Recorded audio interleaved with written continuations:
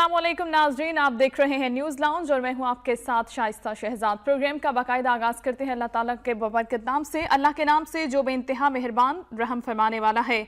अब ज़करिया अलैहिस्सलाम अपने हुजरे से निकलकर अपनी कौम के पास आकर उन्हें इशारा करते हैं कि तुम सुबह शाम अल्लाह ताला की तस्बीह बयान करो। ए यहया, मेरी किताब को मजबूती से थाम ले, और हमने उसे लड़कपन ही से दानाई अता फरमा दी और अपने पास से शफकत और पाकीज़गी भी। वो परहेजगार शख्स था। सूरह मरियम आयत नंबर 11 ता 13, जिसका तर्जुमा आपके सामने मैंने पढ़कर सुनाया। अल्लाह तबारक व तआला अपने अहकामात पर अमल करने की तौफीक अता फरमाए। प्रोग्राम का बाकायदा आगाज़ करते हैं और अब चलते हैं अपने सेगमेंट नवाए वक्त टुडे की जानिब।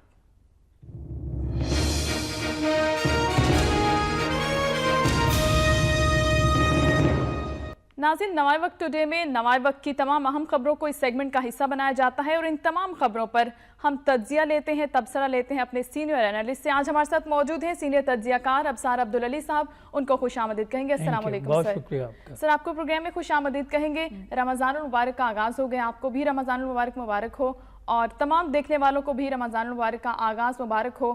बहुत एक अच्छी और खुशाइन बात ये हुई है इस साल कि बहुत सालों बाद, याद भी नहीं है कितने सालों बाद, एक बार फिर से पूरे मुल्क में एक ही तरह से रोज़े का आगाज़ किया गया है, एक ही दिन।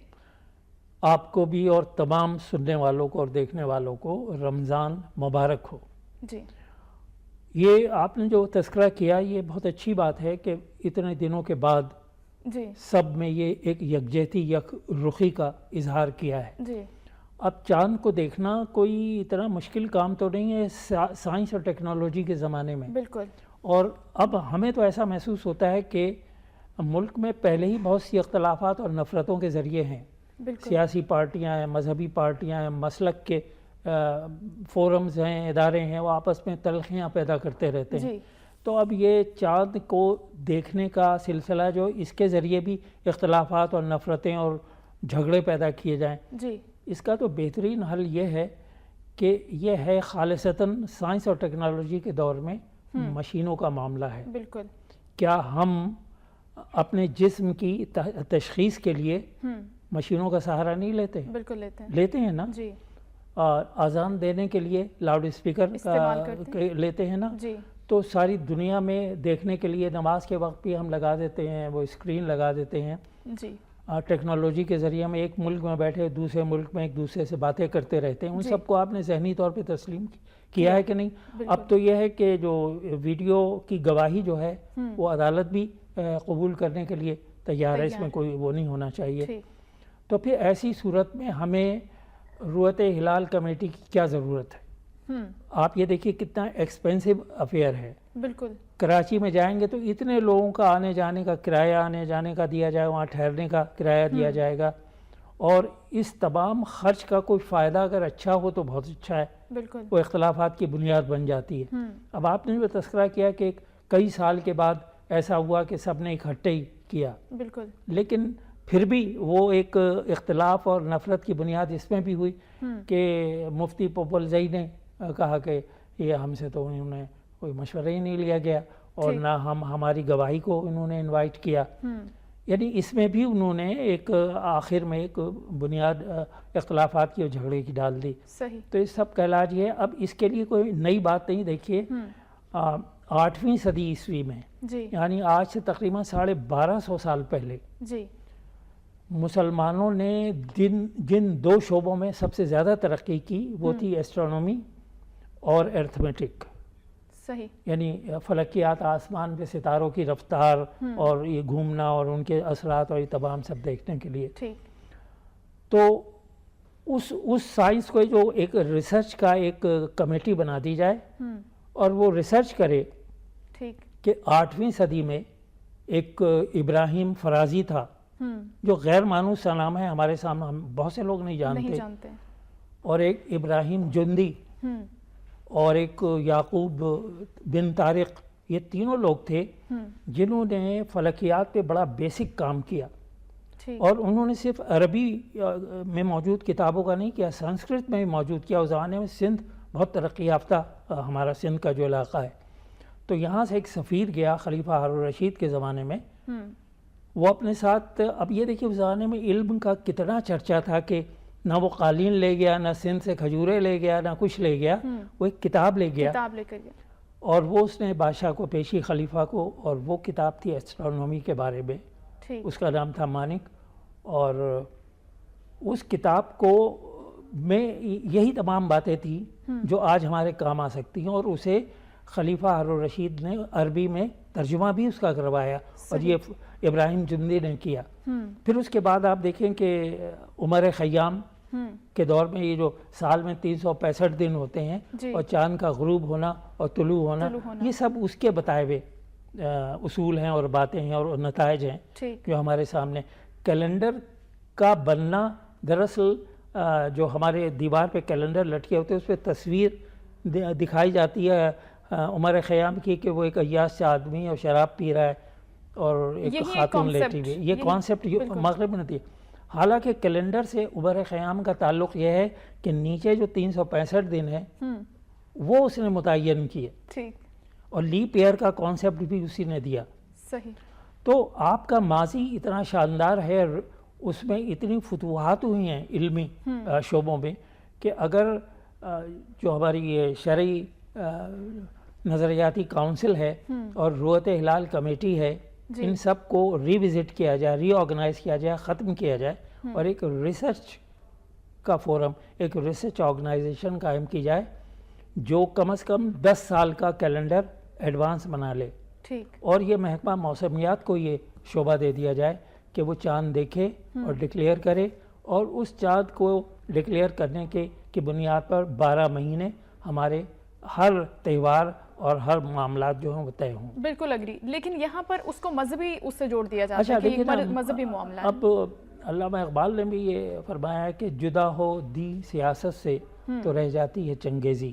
جی، آج کل ہمیں ایسا محسوس ہوتا ہے کہ اس کا الٹا ہو رہا ہے، اور جو مذہبی جماعتوں کے لوگ ہیں انہیں رواداری، سلامتی، محبت، اخوت پیدا کرنے کے بجائے اختلافات کو وہ بنیاد بنا کر اپنی لیڈرشپ چمکاتے ہیں۔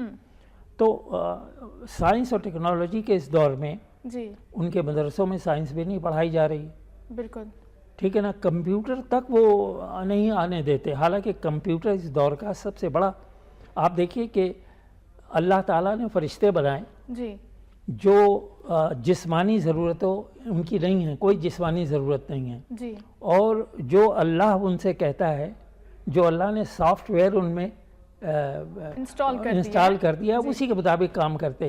انسان نے بھی روبوٹ بنا لیا ویسا ہی، روبوٹ کی جسمانی ضروریات نہیں ہیں، لیکن اس میں جو ہم پروگرام انسٹال کرتے ہیں وہ وہی کرتا ہے، یعنی انسان کی بھلائی اور رہنمائی کے لیے کام کرتا ہے۔ تو اور سائنس اور ٹیکنالوجی کوئی مذہب کے خلاف نہیں ہے، یہ اللہ تعالیٰ کا وہ تحفہ ہے جو ہمارے ذہن کو انہوں نے دیا۔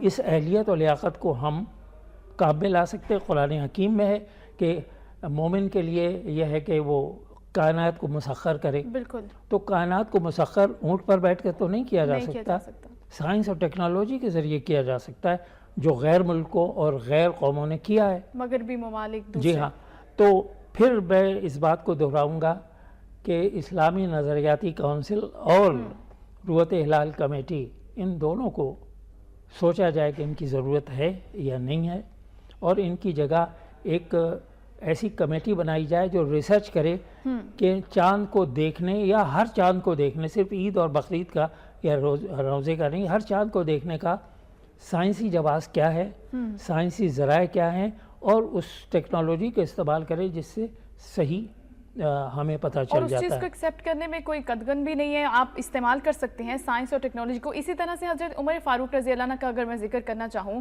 انہوں نے اپنے دور حکومت میں کتنے کام کیے، بہت سارے انہوں نے نئے ادارے بھی بنائے جو کہ اس سے پہلے نہیں تھے، تو یہ کوئی نئی چیز نہیں ہے۔ بیت المال کا ادارہ آپ دیکھیے کہ حضرت عمر رضی اللہ تعالیٰ عنہ کے زمانے میں اس لیے بنا کہ زکوٰۃ سے غیر مسلموں کو مدد نہیں کی جا سکتی تھی، یہ حکم ہے، بالکل، تو 8 مدیں ہیں زکوٰۃ کی جس میں غیر مذہب کے لوگوں کو نہیں دی جا سکتی، تو لیکن غیر مذہب کے لوگ ٹیکس تو دیتے تھے، اسلامی مملکت کو جزیہ دیتے تھے کہ نہیں دیتے تھے، یا اور جو ٹیکس تھے مروجہ وہ دیتے تھے۔ تو حضرت عمر فاروق نے کہا کہ جب یہ لوگ ہوتے ہیں ٹیکس دیتے ہیں اور جوان ہوتے ہیں تو ہماری مملکت میں مدد کرتے ہیں اسے چلانے میں، فائدہ پہنچاتے ہیں، تو ان کو ملنا چاہیے. تو انہوں نے پھر بیت المال کا محکمہ قائم کیا اور اس سے غیر مسلموں کو امداد دی. ٹھیک. تو یہ اجتہاد اس کو کہتے ہیں بالکل کہ جو کچھ لکھا ہوا نہیں ہے لیکن ان مقاصد کو حاصل کرنے کے لیے آپ ایک دوسرا راستہ بھی اختیار کر سکتے ہیں. اس راستے کے ذریعے وہ مقصد حاصل ہوتا ہے بالکل، لیکن اسلام کے خلاف نہیں جاتا. صحیح. اب آپ دیکھیے انسان کے جسم کے اعضاء ہیں، ہم کہتے ہیں کہ اگر مردے کو کوئی اس کی بے حرمتی نہیں ہونی چاہیے، اس کے ساتھ کوئی زیادتی ایسی نہیں ہونی چاہیے، لیکن اب تسلیم کیا گیا کہ آنکھیں یا کوئی انسان کے جسم کا حصہ کسی اور کو لگایا جا سکتا ہے. ٹھیک. تو یہ بھی سائنس کے ذریعے ہو رہا ہے نا. تو ہم سائنس کی اہمیت کو اور افادیت کو اپنی نجی زندگی میں اپنے معمولات میں کیوں نہیں اہمیت سمجھتے اور کیوں نہیں اس کی اہمیت دیتے. ٹھیک. تو یہ جو رویت ہلال کمیٹی، اس کی قطعاً کوئی ضرورت نہیں ہے. آپ سمجھتے ہیں کہ اختلافات کو ہوا دیتی ہے؟ اور ایک ریسرچ کا ایک شعبہ اس میں ہونا چاہیے جو ایسٹرونومی میں آج کے زمانے تک آ کر ریسرچ کرے. ٹھیک. اور فلکیات کے جو امور ہے، حید دانی بھی اسے کہتے ہیں، فلکیات کا بھی علم کہتے ہیں، ایسٹرونومی بھی کہتے ہیں. صحیح. اس علم کو تسلیم کیا جاتا ہے کہ اس میں ریسرچ کیوں نہیں ہوتی. اور دیکھیے ریسرچ کا تعلق ڈیولپمنٹ سے ہے کسی بھی فیلڈ میں. جی. اکنامکس کے شعبوں میں آپ کریں تو آپ کی معیشت بہتر ہوگی، ریسرچ کریں گے تو معیشت بہتر ہوگی، اور اس میں ریسرچ کریں گے تو آپ کے روزمرہ کے معمولات بہتر ہوں گے. بالکل. تو یہ میسج ہم آج کے اس پروگرام کے ذریعے دینا چاہتے ہیں کہ ہم عمر فاروق رضی اللہ تعالیٰ عنہ کے اجتہاد کی ایک صورت اختیار کریں اور عمر خیام کے دور میں جو ترقی ہوئی تھی، سال کے دنوں کے تعین اور چاند اور سورج کی رفتار اور غروب طلوع کے لحاظ سے ان، اور جو ارتھمیٹک، اب دیکھیے الجبرا عمر خیام نے بائنومیل تھیوری اس نے ایجاد کی جو آج بنیاد بنی ہے الجبرا کی. تو اتنے بڑے بڑے ایجادات اور اتنے بڑے بڑے کام اور فتوحات علم و دانش کے شعبے میں ہیں اور ہم اس سے فائدہ نہیں اٹھا رہے. اور مسلمانوں نے کیا ہے. جی ہاں، 700 سال تک سائنس اور ٹیکنالوجی کے شعبے پر مسلمانوں کی اجارہ داری رہی. اور اگر آپ تاریخ پڑھیں پچھلے کوئی تقریباً 1300 سال کی، تو مسلمانوں نے سب سے زیادہ کام ارتھمیٹک اور حید دانی یعنی ایسٹرونومی، فلکیات پہ کیا. آج اس وقت مسلمان انہی دو علوم سے بہت ہی پیچھے ہیں. تو اس طرف توجہ دینی چاہیے. یہ ہمارے شعبہ تعلیم کو بھی چاہیے اور ہمارے مذہبی جو علماء ہیں ان کو بھی چاہیے کہ نئی نسل کو پگڑی پہنا کر اور ایک رومال کاندھوں پر ڈال کر اور صرف مسجد میں بیٹھ کر قرآن ناظرہ پڑھانے سے قوم ترقی نہیں کرے گی. اور دین یہاں پہ ختم بھی نہیں ہو جاتا. نہیں، دین کا تو یہ ہے ہی نہیں مسئلہ. اب آپ کسی کو بغیر قرآن حکیم کے ترجمے کے قرآن حکیم پڑھائیں تو یہ ایسی بات ہے کہ کسی نابینا کو آپ سڑک پار کرنے پر چھوڑ دیں، خطرات سے دوچار کر دیں. تو میں نے تو یہ تجویز کئی بار دی ہے اور پھر عرض کر رہا ہوں کہ حکومت اور ہمارے تمام علماء کرام اور مشائخ کرام یہ طے کریں کہ اب کوئی قرآن حکیم کا نسخہ بغیر ترجمے کے چھپے گا نہیں ہوگا. بالکل. اور اس کی زبان ترجمے کی بہت آسان ہو تاکہ ایک چھوٹا بچہ بھی اسے سمجھ سکے اور بالغ بھی سمجھ سکے اور پھر اس سے رہنمائی حاصل کر سکے. وہ تبھی عمل کر سکے گا اس کو جب وہ قرآن احکامات کو سمجھے گا، جب وہ سمجھ سکے گا، پڑھ سکے گا، اس کو خود سے پڑھ سکے گا. یہاں پر یہ کہ اگر ہم قرآن حکیم کا ترجمہ بھی پڑھنے کی کوشش کرتے ہیں خود سے، اس کی زبان اتنی آسان نہیں ہوتی جیسا کہ ابھی آپ نے ذکر کیا. اس کے لیے آپ کو کسی نہ کسی استاد کے پاس جانا پڑے گا اس کو سمجھنے کے لیے. اور جب آپ استاد کے پاس جائیں گے وہاں پر بھی 100 چیزیں ہیں وہ اپنے انداز سے سمجھانے کی کوشش کرتے ہیں. استاد کا بھی اپنا مسلک ہے، اپنا انداز ہے یا اپنے علم کی سطح ہے. ضروری نہیں کہ استاد کا علم بھی ایسا ہو. بعض استاد ایسے ہوتے ہیں کہ ان کا اپنا علم اتنا کم ہوتا ہے کہ وہ دوسرے کو اس میں سے دے نہیں سکتے حصہ. تو ترجمہ آسان زبان میں ہو اور لازمی ہو. بالکل. تو ہم سمجھتے ہیں کہ ہمیں کچھ نئی راہیں مل سکتی ہیں. جی بالکل، یہ حکومتی ذمہ داری ہے کہ حکومت اس مسئلے کو، اور پھر حکومت کیا پارلیمنٹ میں اس مسئلے کو لانا چاہیے. پارلیمنٹ میں اس مسئلے کو لانا چاہیے کہ کیا رویت ہلال کمیٹی کی ضرورت ہے. بالکل. اور کیا یہ مسئلہ تمام بزرگوں کی ان آنکھوں کے دیکھنے کا ہے جو ویسے ہی کمزور ہو چکی ہیں جسمانی طور پر. صحیح. تو وہ بھی تو دیکھیے ایک مشین کے ذریعے دیکھتے ہیں. بالکل. اس کے یہ استرلاب ایک مشین تھی جسے ابراہیم جندی نے پہلے تو یونان میں بنی لیکن بڑی بنیادی تھی، اس کے اندر بہت خامیاں تھیں، تو مسلمانوں نے تھیوری میں پریکٹیکل کا ایسپیکٹ جو تھا وہ شامل کیا اور استرلاب کو امپروو کیا آج سے تقریباً کوئی سمجھیے 8ویں صدی میں. تو 8ویں صدی میں جو اس سے انہوں نے ایک اور ٹیوب اس میں ڈال کے آسمان کو، ستاروں کی رفتار، فاصلے سب دیکھے. تو اسی کی بنیاد پر یہ جو ہم دوربین بناتے ہیں تو وہ بھی اسی کا ایک سمجھیے کہ برادر ایک کارنامہ ہے، ایک برادر کے حیثیت سے اس کو بھی کہا. اب میں نے دیکھا ہے کہ تمام علماء کرام اسی میں سے دیکھ رہے ہیں، وہ بھی تو مشین ہے نا. تو آپ سارا کام اب انسانی جسم کی تمام تشخیص جو مشینوں کے حوالے ہے. ہمیں خون کا پتہ نہیں چلتا جب تک مشین سے وہ ٹیسٹ نہ ہو. ہمیں جو یعنی اسکیننگ نہیں ہوتی، دماغ کا حال بھی ہمیں مشین سے پتہ، دل کا حال بھی مشین سے پتہ چلتا ہے.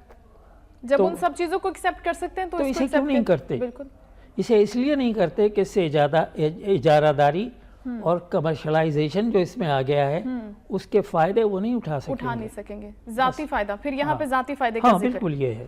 ٹھیک. اب صاحب آگے بڑھتے ہیں. یہاں پر خبر ہے چودھری نثار کے حوالے سے. وزیر داخلہ چودھری نثار نے کل اہم پریس کانفرنس کی. انہوں نے بات کی تھی راہداری کے حوالے سے بھی اور ساتھ ہی ساتھ کلبھوشن کے حوالے سے بھی، اور جو اہم خبر انہوں نے بات کی اس کے حوالے سے جعلی شناختی کارڈ اور ان پر تمام تر کام کرنے کے حوالے سے کہ ہم بہت زیادہ اس پہ کام کر چکے ہیں، تصدیقی عمل کو بھی ہم نے سخت کر دیا ہے، اور ساتھ ہی ساتھ جو پہلے عوام کو مشکلات پیش آتی تھی، گھنٹوں لائنوں میں کھڑے ہونا پڑتا تھا، وہ تمام تر کام اب ان کو نہیں کرنے پڑتے. اس کو کافی زیادہ بہتر کر دیا، امپروومنٹ آ گئی ہے. اور دوسری بات، دوسرا ذکر میں یہاں پہ بھی یہ بھی کرنا چاہوں گی کہ دیر سے ایک خبر سامنے آئی ہے کہ ایک شخص کو باراک اوباما کے نام سے شناختی کارڈ جاری کر دیا گیا ہے. تو کیا آپ سمجھتے ہیں کہ ان کی پریس کانفرنس کافی ہے اور یہ تمام چیزیں ایک ہی لائن میں جا رہی ہیں اگر وہ تمام اعتراف کرتے ہیں اپنے کاموں کا؟ نہیں، دیکھیے وہ جو انہوں نے تصدیق کرائی ہے وہ دہشت گردوں اور افغان کے لوگوں کو، مائیگرینٹس جو ہیں اور جو غیر قانونی طور پر پاکستان میں آ کے اپنے شناختی کارڈ بناتے ہیں اور پھر اس کی بنیاد پر وہ دہشت گردی پلاننگ کرتے ہیں اور اس پر عمل کرتے ہیں. جو ابھی ملا منصور کا یہ تھا جو اس کو مارا گیا، تو اس کے بعد یہ ضروری ہو گیا. اس کے پاس پاکستان کا پاسپورٹ تھا جبکہ وہ پاکستانی نہیں تھا. تو یہ جو تصدیق کی جا رہی اس کا حوالہ وہ ہے. اور جو دیر میں ہوا ہے یہ احمقانہ ہے مسئلہ. اس شخص کا نام ہے بارک. بارک نام. بارک دیکھیے، بارک کا مطلب ہوتا ہے برکت. علامہ بارک علی محمد والا آل محمد کما بارکتا علی ابراہیم والا آل ابراہیم. آپ پڑھتی نماز میں. بارک کا مطلب ہے برکت. تو باراک اوباما کا والد جو تھا وہ مسلمان تھا. اس نے اس کا نام باراک حسین اوباما رکھا. جب حلف لیا ہے تو حلف لینے والے نے باراک اوباما کو کہا آئی باراک اوباما، اس نے کہا نو، آئی باراک حسین اوباما. تو یہ جو دیر کا شخص ہے اس کا نام بھی ہے باراک حسین. تو اسے لوگ مذاق میں باراک اوباما کہتے تھے. تو وہ باراک اوباما سے اتنا مشہور ہوا کہ اس کا شناخت ہی یہی بن گئی. جب شناخت بن گئی تھی تو کارڈ بھی بن گیا.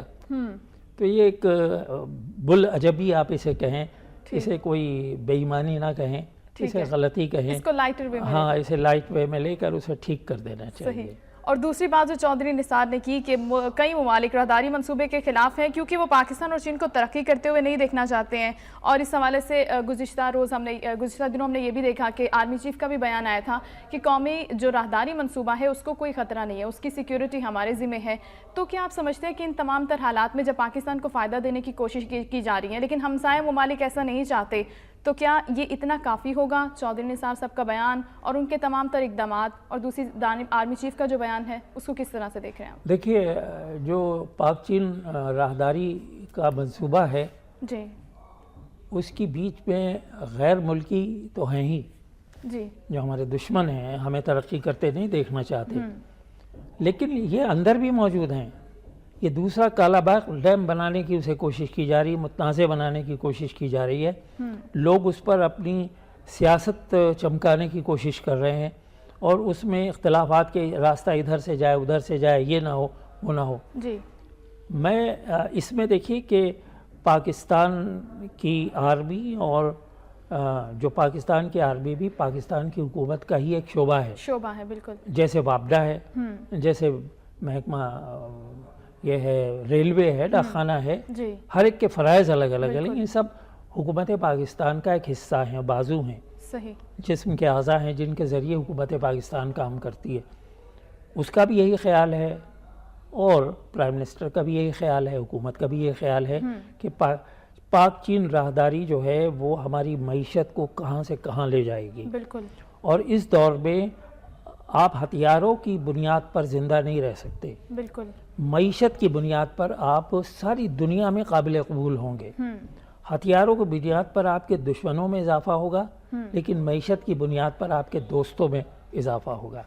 تو یہ ان کا کہنا بہت درست ہے اور بہت صحیح بر وقت اسٹینڈ لیا ہے کہ جتنے بھی شناختی کارڈ ہے ان کو پھر سے تصدیق کر لیا جائے، اور جتنے بھی غلط ایشو ہو گئے ہیں ان کو رد کر دیا جائے، کینسل کر دیا جائے۔ ٹھیک ہے، یہیں سے کنٹینیو کریں گے۔ ابھی ہمارے ساتھ موجود ہیں، لائیو کالر ہیں، طاہر جدہ سے موجود ہیں، ان سے بات کرتے ہیں۔ جی السلام علیکم طاہر صاحب۔ وعلیکم السلام۔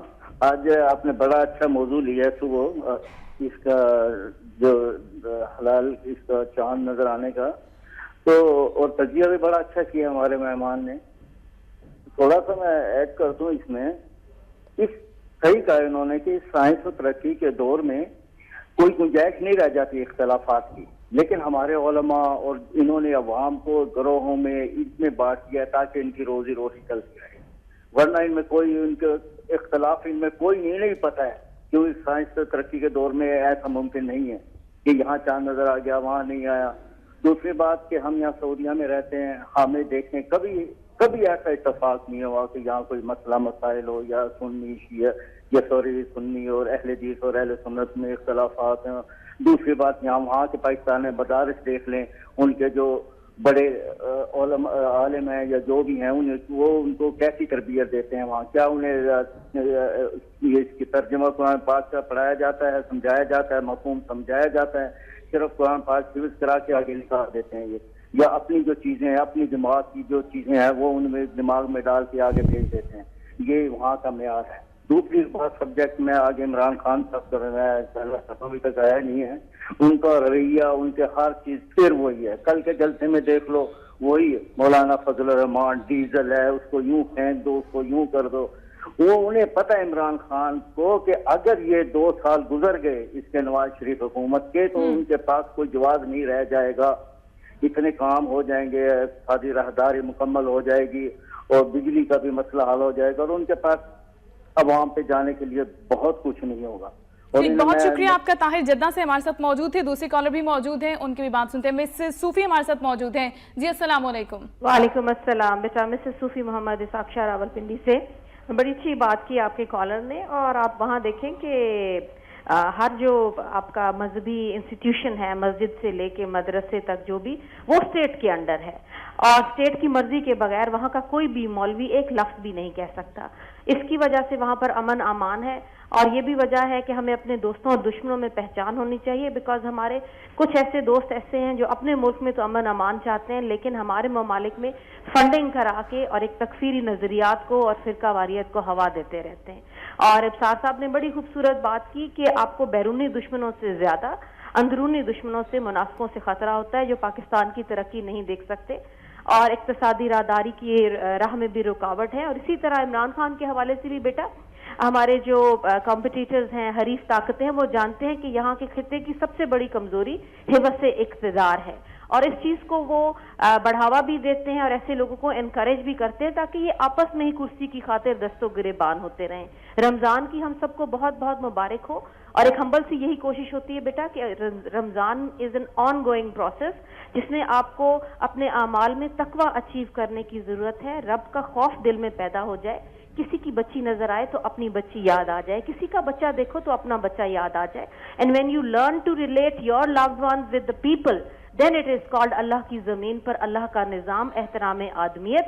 اور اسلام کا جو اصل موٹو ہے، محبت ہے ہمیں سارے جہان سے، بیکاز یہ احترام آدمیت مولویوں نے بڑی محنت سے ہمارے مذہب سے نکال کر نفرت، فرقہ واریت، تعصب، تکبر، انا، یہ ساری چیزیں ڈال دی ہیں جو ہماری ترقی کی راہ میں رکاوٹ ہیں، اور اندرونی دشمن اسی کا سہارا لے کے ہمیں تقسیم کرتے رہتے ہیں. بہت بہت شکریہ. جی بہت شکریہ. مسز صوفی ہمارے ساتھ موجود تھی، بہت سی خوبصورت باتیں بھی دیکھیے یہ ہمارے اس پروگرام کی خوش قسمتی ہے کہ ہمارے کالر صاحبان جو ہیں وہ بہت باخبر، بہت درد بند اور بہت ہی انسانیت دوست ہیں.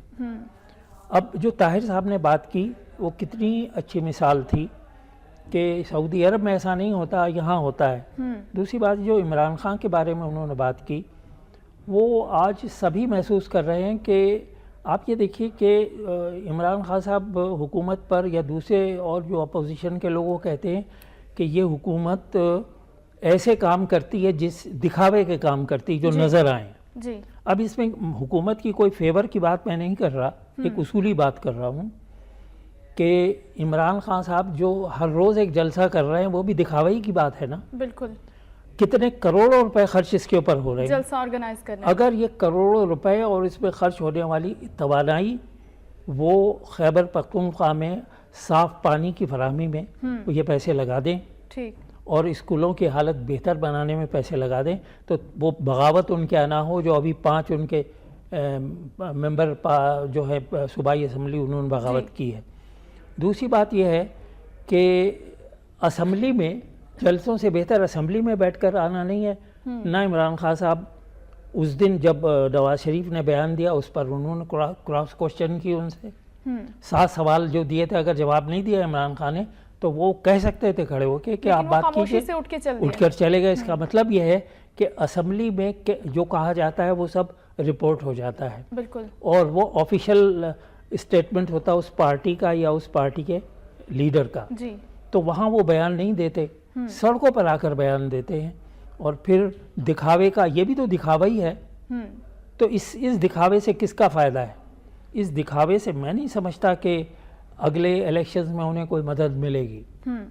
مدد اس وقت مل سکتی تھی جب وہ اسمبلی میں اپنے کو ایک مضبوط اپوزیشن لیڈر ثابت کرتے، ایک باخبر، وہ اپنے لوگوں کو محکموں میں بھیجیں اور وہاں سے ریسرچ کریں، وہاں دیکھیں کہ کیا خرابیاں ہیں، ان کے اعداد و شمار جمع کریں، انہیں اسمبلی میں لائیں اور حکومت کو آئینہ دکھائیں کہ یہ تمہاری حماقتیں ہیں، یہ تمہاری غلطیاں ہیں جو عوام کے فائدے میں نہیں ہیں، اور پھر تجویز دیں کہ اگر حکومت یہ غلط کر رہی تو صحیح کیا ہے. لیکن یہ سب کچھ اسمبلی میں ہونا چاہیے، یا اسمبلی نے جو پارلیمانی کمیٹی بنائی ہیں ان میں ہونا چاہیے. مطلب یہ ہے کہ آپ کو عوام نے جو الیکٹ کر کے بھیجا ہے وہاں کام کیجئے. آپ سڑکوں پر آپ کو گھومنے کے لیے اور نفرتیں پیدا کرنے کے لیے، تقسیم پیدا کرنے کے لیے عوام میں یہ نہیں بھیجا ہے. اب آپ دیکھیے کہ مجھے حیرت ہوئی کہ ابھی شاید جلسہ 2 دن پہلے کر رہے تھے، ان کا نواز شریف کو اس لیے دورہ پڑ گیا کہ ان کے خلاف دل کا دورہ اس لیے پڑ گیا کہ ان کے خلاف یہ پناہ آ گیا. اب یہ جملے اس طرح، اس کے بعد انہوں نے کہا کہ اچھا ہم ان کی صحت کے لیے دعا مانگتے ہیں. تو یہ ایک منافقت کا انداز تھا جسے لوگوں نے محسوس کیا بالکل کہ آپ اپنی پبلک کو کیا ایجوکیٹ کر رہے ہیں. کسی کی بیماری بھی اس کے لیے مذاق کا سبب بن گئی. ایک طرف تو آپ اخلاقیات کا درس دیتے ہیں، رواداری کی بات کرتے ہیں، محبتوں کی بات کرتے ہیں، دوسری طرف اصلاحات کی بات کرتے ہیں اور اصلاحات کے اوپر عمل بھی نہیں کرتے. اب جو خیبر پختونخوا کا حال ہے اس وقت کہ وہاں کے چیف منسٹر پہ اتنا بڑا الزام لگا، کرپشن کے، اس سے پہلے بھی مائنز کے سلسلے میں بھی ان کے اوپر الزام لگا تھا کہ اس میں انہوں نے بہت کرپشن کیا، بہت پیسہ کھایا ہے. تیسری بات یہ ہے کہ پاناما لیکس یا ایسی جو بھی واقعات ہوتے کرپشن کے، اس پہ عمران خان نے یہ کہا کہ ان کا احتساب ہونا چاہیے، اس کے لیے کمیشن بننا چاہیے. وہ ایک الگ کہانی ہے کہ یہ ہر بات وہ بدلتے گئے، یہ ہونا چاہیے. پھر انہوں نے ایک بات اور بھی کہی تھی، وہ یہ کہا تھا کہ جن پارٹیوں کے لوگوں کا نام پاناما لیکس میں آیا ہے یا پاناما لیکس جیسی اور کرپشنز میں آیا ہے، وہ پارٹیاں خود اپنے ان ممبران کا احتساب کریں. تو کیا عمران خان نے ترین صاحب کا اور جو دوسرے ان کے علیم خان صاحب کا پارٹی کے اندر احتساب کیا؟ انہوں نے تو اپنے الیکشن تک ملتوی کر دیے. پارٹی سڑک پر آ کے سیاست کرنے کے خیال میں انہوں نے پارٹی کے الیکشن تک ملتوی کر دیے. تو مثبت و تعمیری سیاست پاکستان کے مفاد میں، عوام کے مفاد میں، جی تقسیم کرنا اور نفرتیں پھیلانا عوام کے مفاد میں نہیں ہے۔ بالکل ٹھیک ہے، یہیں سے کنٹینیو کریں گے۔ ابھی ہمارے ساتھ ایک لائیو کالر موجود ہیں علی نواز ملتان سے، ان سے بات کرتے ہیں۔ جی السلام علیکم۔ وعلیکم السلام بہن، سوال یہ ہے کہ ایک پروگرام میں آپ کر دے رہا ہوں، پتہ نہیں کس موضوع پہ آپ کی بات ہو رہی ہے، تو سوال تو یہی بہن، جب تک اللہ اور اللہ کے رسول کا حکم نازل نہیں ہوگا اس ملک پہ، جو اس کے نام پہ ملک بنا تھا، یہاں پہ انصاف نہیں ہوگا، یہاں پہ باقی کچھ بھی نہیں ہوتا۔ اور اگر یہ انصاف کی بات ہو رہی ہے پاناما لیک پہ سپریم اپنے چیف جسٹس کی سربراہی میں کمیشن بنانے کی، تو میری بحث چیف جسٹس نے پہلے کون سا قوم کو مایوس نہیں کیا الیکشن کے پہ جو کمیشن بنا تھا؟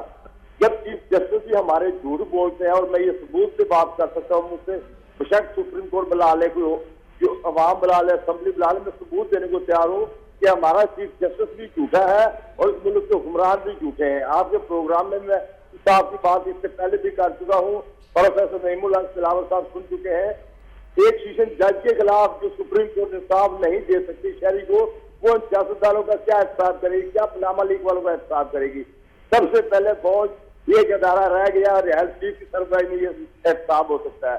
پاناما لیک کا احتساب کریں یا قرضے معاف کرانے والوں کا کرے یا لٹیروں کا کرے، چوروں کا کرے، صرف احتساب کے لیے ایک ہی شخص ہے، ریاض چیف، جس کا خاندان صاف اور ستھرا ہے۔ ہمارے نہ جج صاف ہے نہ حکمران صاف ہے، یہ دونوں کے دونوں کرپٹ اور جھوٹ بولنے والے، عوام سے جھوٹ بولتے ہیں۔ دیکھیے اگر قوم یہ چاہتی ہے تو صرف اور صرف ریاض چیف حکومت سنبھال کے احتساب کر لے اور قوم کو خوش کر جائے۔ اگر ایسا نہ ہوا تو میری بہن ملک کا مستقبل جو ہے شاہ ہے، روشن نہیں ہے، یہ میں بڑے افسوس سے کرتا ہوں۔ جس کا حاصل کو کسی کو ثبوت چاہیے تو لاہور ہائی کورٹ کی MIT برانچ میں جو 56/14 نکال لے، آن دی ریکارڈ تمام ڈاکومنٹ عدالت کی شکریہ آپ کا۔ علی نواز صاحب ملتان سے ہمارے ساتھ موجود تھے۔ دیکھیے جو انہوں نے بات کہی ہے وہ صحیح ہے، لیکن تھوڑا سا لفظوں کا انتخاب اچھا ہونا چاہیے۔ بالکل چیف جسٹس کے بارے میں جھوٹا کا لفظ نہیں استعمال کرنا چاہیے۔ وہ ایک بہت محترم ادارہ ہے، بالکل اس ادارے کی توہین ہوتی ہے۔ وہ شخص اور ادارہ ایک الگ الگ چیز ہے، وہ شخص چلا جائے گا لیکن ادارہ موجود۔ جو باتیں کہیں ہمارے معزز اسکالر نے بالکل صحیح ہے، اور یہ آپ دیکھیے کہ جو پاناما لیکس ہے اس میں ایک سٹنگ جج بھی موجود ہیں بالکل ہائی کورٹ کے، کیا ان کے خلاف ہماری جوڈیشری نے کوئی ایکشن لیا؟ نہیں لیا نا۔ تو سوال یہ پیدا ہوتا ہے کہ ایک چور کہہ رہا ہے دوسرے چور کے ہاتھ کاٹ دو، اور اپنے ہاتھ وہ نہیں کٹواتا۔ تو ہمارے یہاں ایک بڑی مصیبت یہ ہے کہ روزانہ ایک پریس کانفرنس ہو رہی ہے کہ جی ہم آپ کے TOR ایکسیپٹ نہیں کریں گے، وہ کہتے ہیں کہ ہم آپ کے TOR ایکسیپٹ نہیں کریں گے۔ محسوس یہ ہوتا ہے کہ یہ دونوں ہی احتساب نہیں چاہتے، بالکل، اور یہ اس کو ڈیلے کرنا چاہتے ہیں، اسے ایک ایشو بنانا، حکومت کے خلاف بنائے رکھنا چاہتے ہیں، اور ان کے پاس جو سوشل ایشوز ہیں ان پر بولنے کا مسئلہ ہی ختم ہو گیا۔ ایسا محسوس ہوتا ہے کہ جیسے پاناما لیگ ہی ہماری یعنی رہائی اور ہماری بقا کا مسئلہ بن گیا۔ ایسا نہیں ہے، یہ بھی ایک ایشو ہے، ضرور ہے، اور آپ جن عدالتوں کے ذریعے اس کے اوپر احتساب کرنا چاہتے ہیں اس کے لیے بھی تو آپ دیکھیں کہ اس میں اصلاح کی کیا صورت ہے۔ نیچے سے شروع ہو، اتنا کرپشن ہے جوڈیشری میں، اوپر تک ہے، کم ہے، اوپر بہت کم ہے۔ جب اعتزاز احسن صاحب نے بہت کام کیا تھا چودھری افتخار صاحب کو بحال کروانے میں، تو اللہ نے بڑا موقع دیا تھا کہ اسی وقت وہ پھر شروع کر دیتے، اپنا رخ کر دیتے جوڈیشری میں اصلاح کے لیے، پورا سسٹم، پورا کرپشن کو اوور ہال کرنے کی۔ ادھر جو وہ روز پریس کانفرنس میں آ جاتے ہیں اور ایک ایسی پارٹی کو ریپرزینٹ کر رہے ہیں جس کا جواب ہی نہیں ہے کرپشن میں، اس پارٹی کو ریپرزینٹ کر کے کرپشن کے خلاف جب بات کرتے ہیں تو ان کی شخصیت کا اعتبار رہتا ہی نہیں قائم۔ دوسری بات یہ کہ وہ جس پارٹی سے تعلق رکھتے ہیں وہ بھی کرپشن کی انتہا کو پہنچی ہوئی ہے، اور جس جوڈیشری سے کے شعبے سے تعلق رکھتے ہیں اس میں بھی کرپشن ہے۔ تو کیا وہ اس طرف توجہ نہیں دے سکتے؟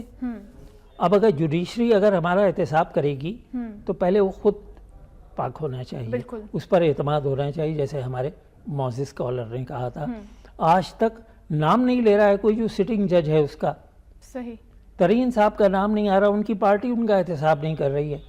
ٹھیک ہے، پرائم منسٹر کا احتساب ہونا چاہیے، لیکن اور دوسروں کو بالکل چھوڑ دینا چاہیے، یہ بھی غلط ہے۔ بالکل ٹھیک ہے. ہمارے ساتھ لائیو کالر موجود ہیں لاہور سے جمال مصطفیٰ, ان سے بات کرتے ہیں, سنتے ہیں کہ وہ کیا کہنا چاہتے ہیں. جی السلام علیکم. وعلیکم السلام ورحمۃ اللہ وبرکاتہ. جی میں ذرا آج آپ کا چینل نہیں آ رہا, بہرحال مجھے بجٹ سے متعلقہ ہی بات کرنی ہے. ابھی بجٹ میں جو مہنگائی ہونی تھی, پہلے تو یہ تھا کہ ہم تمام جو خون ہے ہمارا غریبوں کا, متوسط طبقے کا, بیواؤں کا چوس لیا گیا, بلڈ سکنگ ہو گئی. اب ملک سکنگ بھی ہو رہی ہے کہ آپ ایک غریب آدمی جو دودھ بیچتا ہے, بچہ پیتا ہے, اس کا بھی آپ دودھ مہنگا کر رہے ہیں, دہی مہنگا کر رہے ہیں, پولٹری پہلے ہی آسمانوں پہ ہے, آپ اس کو کہاں پہنچانا چاہتے ہیں. بات یہ ہے اب جو طوفان بدتمیزی مہنگائی کا یہ رمضان شریف میں لوگوں نے کر دیا دالیں اور ہر چیز, بات یہ حکومت جو ہے اس کا پہلا فرض یہ ہے پرائم منسٹر کا, ان کی اکاؤنٹیبلٹی یہاں ہونی چاہیے کہ آپ لوگوں کا ویلفیئر جو ہے اس کو کیسے لک آفٹر کر رہے ہیں. ان کے آف شور اکاؤنٹ تو اپنی جگہ, لوکل جو ہے ان لوگوں نے یہاں پر ان شور جو خربوں ہر روز کماتے ہیں مینیپولیشن سے, مونوپولائزیشن, کارٹلائزیشن سے, یہ چیزیں ہیں دیکھنے والی. بات یہ ہے کہ آپ جب تک کرپشن کو ختم نہیں کریں گے, منافع خور قوم بنا دی گئی ہے, لٹیری قوم بنا دی گئی ہے. سب سے بد نصیبی یہ ہے کہ قوم کو جو اس کا جو کریکٹرسٹکس ہیں اس کی جو کریکٹر ہے اس کو تباہ کر دیا گیا. منافع خور شاپ کیپر, منافع خور شاپ کیپر کیونکہ یہ بزنس مین ہے, انہوں نے ساری قوم کو بزنس مین بنا دیا ہے اور چیپ بزنس مین, منافع خور. انگلینڈ میں کہتے تھے نیشن آف شاپ کیپر, لیکن they are not nation of corrupt shopkeeper. بہت شکریہ آپ کا. جمال مصطفیٰ لاہور سے موجود تھے اور خاصا غصے اور غم و غصے کا اظہار کر رہے تھے. منافع خوری کی بات ان کی بالکل ٹھیک ہے, جیسا کہ رمضان المبارک کا بھی آغاز ہو گئے ہیں اور دکاندار ذخیرہ اندوزی کر کے بیٹھے ہوئے ہیں, اور اب جبکہ قیمتیں بڑھا کر پھر عوام کو پیش کی جائیں گی. حالانکہ اس مبارک مہینے میں تو یہ ہونا چاہیے کہ جس طرح سے رمضان پیکج دیے جا رہے ہیں حکومت کی جانب سے, ان کی سختی سے چیکنگ ہونی چاہیے, ریٹس کو کم ہونا چاہیے, لیکن ایسا یہاں ہوتا ہوا دکھائی دیتا نہیں ہے. نہیں, آپ بالکل ٹھیک کہہ رہی ہیں, اور جمال مصطفیٰ صاحب نے منافع خوری کے بارے میں جو بات کی وہ بالکل درست کی ہے. سوال یہ ہے کہ اگر حکومتیں نالائق ہیں تو عوام کیوں نالائق ہیں؟ عوام کا بھی مہنگائی کم کرنے میں عوام کا بھی ایک رول ہے. میں کیوں مہنگی چیز خریدوں, یا اگر 2 سیر خریدنا گیا ہوں اور ضروری ہے تو میں 1.5 سیر خریدوں. ہوتا یہ ہے کہ جب یہ دیکھتے ہیں کہ چیزوں کی قیمت بڑھی ہوئی ہے تو 2 سیر خریدنے گئے تو 3 سیر خرید لیتے ہیں کہ آپ پتہ پھر بڑھ جائے. تو کیا آپ اپنی ضرورتوں کو لگام نہیں دے سکتے؟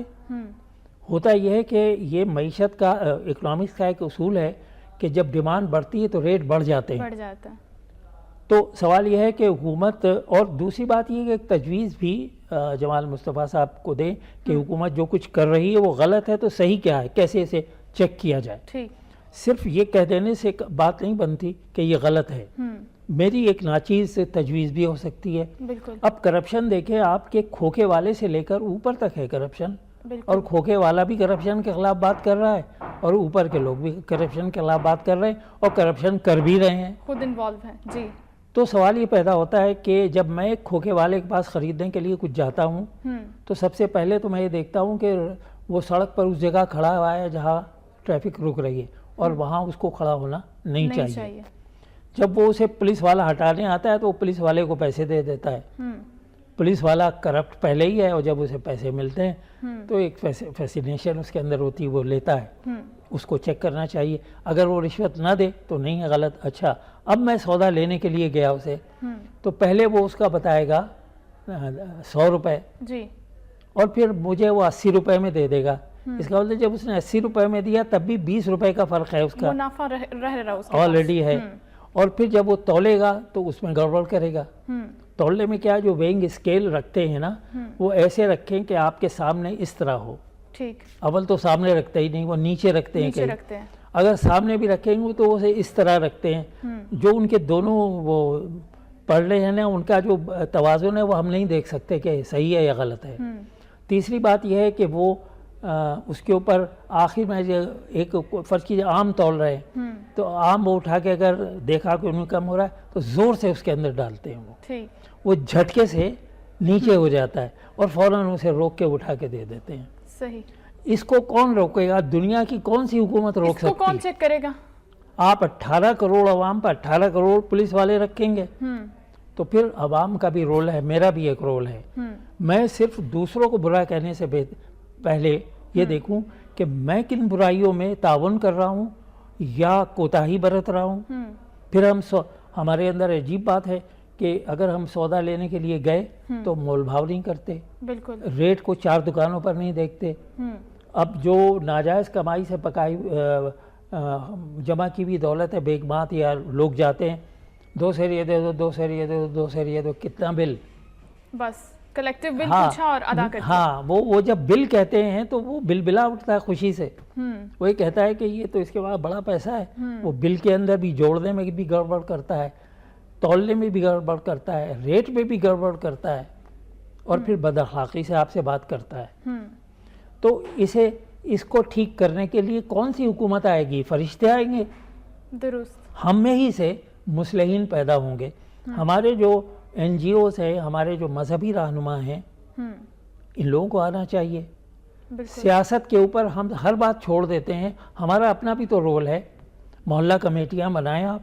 صحیح. اگر اس کا ایک بڑا اچھا علاج تھا اور وہ تھا لوکل گورنمنٹ کا نظام اگر قائم ہو جاتا بالکل, تو یہ چیزیں چیک ہو سکتی تھی اس کے ذریعے. اب کوئی بھی لوکل گورنمنٹ, اول تو یہ تیار نہیں تھی حکومتیں, کیونکہ اپنے اختیارات اور اپنے فنڈز کو تقسیم نہیں کرنا چاہتے تھے. اب 3 صوبوں نے تو کچھ بھی نہیں کیا. خیبر پختونخوا نے ایک قدم آگے بڑھایا, لیکن وہ بھی دکھاوا ہے کہ انہوں نے ابھی تک نہ فنڈز دیے نہ اختیارات دیے. وہ وہاں چیخ پکار ہو رہی ہے کہ ہمیں پیسے دو. اگر لوکل گورنمنٹ کا نظام یعنی حرفاً نافذ ہو جائے اور اس کی روح کے مطابق کام کیا جائے تو بہت سے ایسے مسائل, مثلا یہ چیک اینڈ بیلنس پرائسز میں یہ کم ہوگا. بالکل. اب آپ دیکھیے ایسا ہوتا ہے کہ اگر حکومت نے سرکاری نرخ مقرر کیے ہیں تو جو ہم تاجر ہم ہیں نا, ہم حکومت تو نہیں ہے نا, ہم تاجر ہیں. ہم نے 20 آدمی لائن میں کھڑے کر دیے اور 20 کلو چینی ہم نے لے جا کے 50 روپے میں لے جا کے 72 روپے میں بیچنا شروع کر دی. تو یہ ہم کر رہے ہیں نا. بالکل. ابصار صاحب میں آپ کی باتوں سے بالکل اگری کرتی ہوں کہ انفرادی طور پر انڈیویجولی یہ ہماری اپنی ذمہ داری ہے. جب ہم اپنی ذمہ داری پوری کریں گے تو ہم اگلے بندے سے بھی ایکسپیکٹ کر سکتے ہیں. اور پھر حکومت کی ضرورت نہیں ہوگی کہ جب عوام اپنے فرائض پورے ادا کر رہے, اتنی کانشیسنس ہے اور عوام میں اتنا توازن ہے ان کی ضرورتوں میں, تو پھر کیوں نہیں کرتے. یہ میں نے خود دیکھا ہے کہ خاتون کھڑی تھی اور وہ آدھا بکرا کہہ رہی تھی کہ تول دو. جب دکاندار نے بتایا کہ 20 روپے فی کلو بڑھ گئے تو انہوں نے کہا پورا تول دو. تو میں نے ان سے پوچھا کہ ایسا آپ نے کیوں کیا؟ کہنے لگی کیا پتا کل اور ریٹ بڑھ جائے. بہت شکریہ ابصار صاحب, بہت اچھی گفتگو رہی. آپ نے ناظرین پروگرام ملاحظہ کیا. پروگرام کا وقت یہاں پر ختم ہو گیا ہے. ہمیں دیجیے اجازت. اللہ حافظ.